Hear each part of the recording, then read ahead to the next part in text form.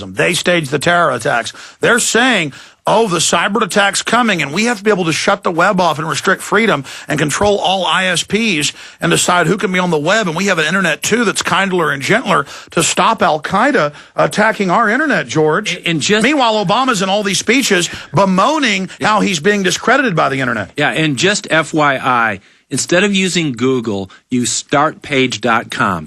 They don't record your searches. It's a step in the right direction. I think that they're one of your sponsors, aren't they? No, they're great folks, and I really support startpage.com.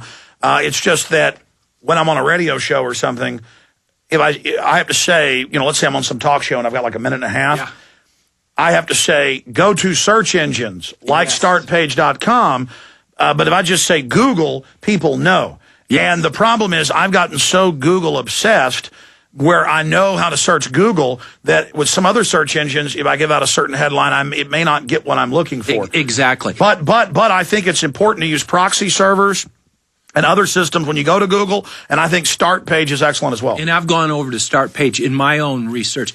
And for all of you, I certainly encourage all of you to have a group of friends, email friends around the country that once a week or twice a week or once a day, you send them information about the economy, about politics, about the environment. Yeah, don't just receive this information. And I know most of you already know this. Use it because it's hurting the globalists. That's why they're calling for restricting it. Be a magnifier. Be the clear light. Be the Paul Revere's. Because I'll tell you what, a few of us, as we grow and grow and grow, we are sending out information. And the information that I received just 4 or 5 years ago is just minuscule in comparison to what I receive every week. It's exponential. It's unbelievable what I'm getting. And the quality of info is getting better. The globalists have their disinfo agents. It's not just radical Hispanic groups funded by the Ford Foundation and the CIA on record that are trying to go out and say you're an Uncle Tom to Hispanics that are, free market, pro-Second Amendment, pro-America. I've had the white supremacist like Hal Turner, who's now been proven to be a Fed in major newspapers. He admits he's FBI national security level. Why are all the white supremacists attacking me? Because they want to radicalize white people. The Feds want to make sure that we get off message so that it's not something that other people feel like they can be part of. Another microcosm of that is just like we've had the Republicans come in with the Tea Party Express and try to take over the Tea Party. So now it's not a Ron Paul libertarian type thing. It's a Republican thing, but that's not working as well. So just like I've had white supremacists try to intimidate me over the last 15 years to, you're white, you better join us or you're scum. The Hispanics can't give into that either. And Tea Party people can't go under the Republican Party's control. All of this is about co-opting. Absolutely. And the fact is very, very clear is that we're all in this together. It's not just white Americans. It's not just male Americans. It's not just Americans. It's all the people of this planet. And we have a choice between fear and love. We have a choice between materialism and domination or an economy in a world in which we cooperate and we take care. And right now is the choice. Every single one of you have a choice.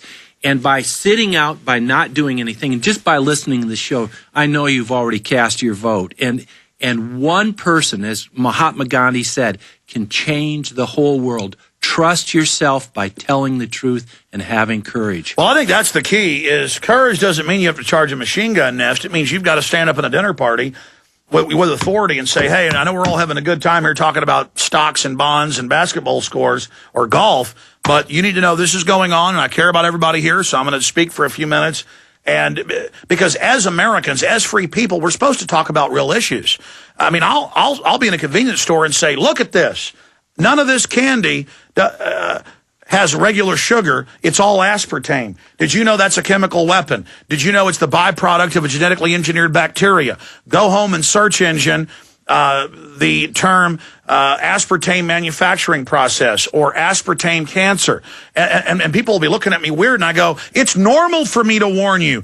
We're supposed to communicate, not just stuff you see on TV. You're meant to talk to your neighbors. And so I'll start preaching even louder, and I do that in front of my kids when they're with me at the grocery store or at a convenience store after we go on a hike, and we pull in and they want some water and they want some bubble gum and I can't buy it. I go, I'm sorry, this has chemical weapons in it. Let me And they go, oh, that's right, Daddy. And then some guy starts laughing, and my son turns and says, I guess he's brainwashed. You know, I love you, Alex, and I do the same thing. I play a lot of golf. I go out to the driving range, and, you know, about once every 3 times I'm at the driving range, the white jets go over and are laying down the chemtrails, and there'll be 20 people at the driving range, and nobody, they're outside, and 99% of the people never look up in the air.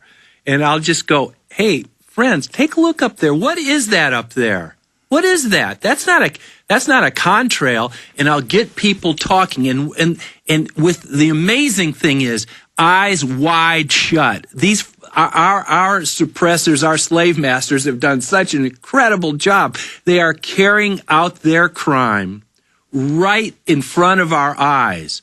But you know what? There are people that have their eyes wide open, and more people. And you can just point to people and say, what is that up there? What is that? Is not a contrail. And then explain to them what a chemtrail is. All right, and I want to go over this briefly and then go to calls.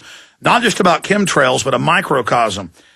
In 1992, a scientist, and we're making a film on this, got a Nobel Prize for a plan to stop global warming, which we know is a fraud. That's just their cover story. To spray barium salts and aluminum dioxide in the atmosphere. Mm-hmm. Now, suddenly, in the last 5 years, high school textbooks say the government is spraying. This is normal. So for the kids, they're just being conditioned. For adults, we're told it doesn't exist. Then the White House science czar who wrote Eco Science, his first speech, you can pull this up on YouTube, John P. Holdren talks about geoengineering. And he'll say, we've been doing tests since the early 90s of spraying the atmosphere. Now we're going operational. But there's never a discussion about the funding or who's doing it. So what's happened is, because we've exposed the chemtrails or the aerosol crimes, they come right out in plain view and calmly say, yes, we're spraying you, move along. Just like they came out on Fox News, AP, Reuters in the last month, New York Times, and said, we are helping grow the opium. We have to, or Al-Qaeda will make the money. And they'll take over $500 billion a year. No discussion of where are you shipping it? Why don't you just legalize it? And then that would drive down the price and Al-Qaeda wouldn't get the money. Or, well, what do you mean Al-Qaeda will get the money? Again, they just, oh, we are growing the opium now.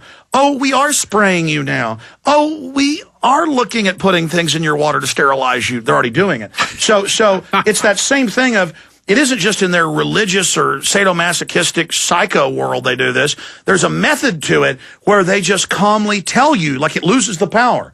Yeah, we're spraying you. Yeah, there's some cancer viruses in there. Yeah, it was all hype about the flu. Yeah, we're growing the drugs. Yeah. It's amazing. It's right in front of our eyes. And again, as I said before, what an incredible time to be alive. And I am so thankful that I am here right in the epicenter of the truth center, standing next to my friend Alex right here, because you know what? Telling the truth, standing up for freedom, having love in your heart, making new friends, working for freedom, working for the ideals of the republic, cleaning up our economy and our environment. What more fun things are there to do? And we're only alive once. This is a great time of change, and we're going to decide the destiny of this planet and then its journey to the stars. Let's go to phone calls. Well said, George Humphrey, economist, joining us here in studio, author, filmmaker as well. Again, I'm Alex Jones. If you just joined us as we attempt to wake the planet up to defeat the New World Order, the social engineers. Let's talk to Frank in Nevada. You're on the air. Thanks for holding. Hey, how you doing, guys? Just a terrific show. I'm loving listening to you today. You know, you got to remember one thing. In ritual magic, one of the things that they like to do is they like to create out of nothing. In other words, when they create a work of art that foments their concept, like the films a couple of years ago. Yeah, no, that's the lesser magic. That's preparing the sword, the rough sword before they polish it. Exactly. The thing we have to remember is we cannot attack them based on their rules. When they destroy our economy because they don't want an audit of the Fed, so they dump the stock market, or they dump all this oil in the Gulf of Mexico so that they can destroy all the coastlines along the southern part of our country to destroy the food chain. We cannot deal with them on their level. We must constantly be fighting them with truth and with our purity of heart, because these are evil creatures. As you said, they are vampires. What they do is they suck on the life force of humanity.